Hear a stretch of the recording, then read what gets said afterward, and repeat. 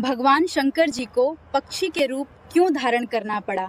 तो लिए जानते हैं इस वीडियो के माध्यम से। आइए जानते हैं। इस कथा में एक बार महाशिवरात्रि के पावन दिन पर महादेव और माता पार्वती दोनों अत्यंत प्रसन्न थे। प्रसन्नता के कारण वे घने जंगल की ओर विहार करने के लिए निकल पड़े। चलते चलते माता पार्वती ने मन ही मन एक लीला करने का विचार किया और वे अचानक कहीं छिप गईं। जब महादेव ने देखा कि माता पार्वती उनके साथ नहीं है तो वे उन्हें ढूंढने लगे। वे प्रेम से पुकारने लगे, प्रिया देवी आप कहाँ हैं? परंतु माता पार्वती उन्हें दिखाई नहीं दी। तब महादेव ने चारों ओर खड़े पेड़ पौधों से पूछा, क्या तुमने मेरी पार्वती को देखा है? वह मुझे दिखाई क्यों नहीं दे रही है? पेड़ पौधों ने विनम्र स्वर में कहा, प्रभु हम माता के विरुद्ध कुछ नहीं कह सकते। इसके बाद महादेव ने जंगल के सभी जानवरों को बुलाया और उनसे पूछा, मेरी पार्वती को किसने देखा है? परंतु किसी ने भी कुछ नहीं बताया। तभी एक पक्षी उड़कर आया और महादेव के सामने बैठ गया। उसने विनम्रता से कहा, प्रभु मैं आपकी क्या सेवा कर सकता हूँ? महादेव ने कहा, क्या मैं तुम्हारा रूप धारण कर सकता हूँ? पक्षी ने प्रसन्न होकर कहा, प्रभु यह तो मेरा सौभाग्य होगा। तभी महादेव नीलकंठ पक्षी का रूप धारण कर आकाश में उड़ गए और अपनी मधुर आवाज में माता पार्वती को ढूंढने लगे।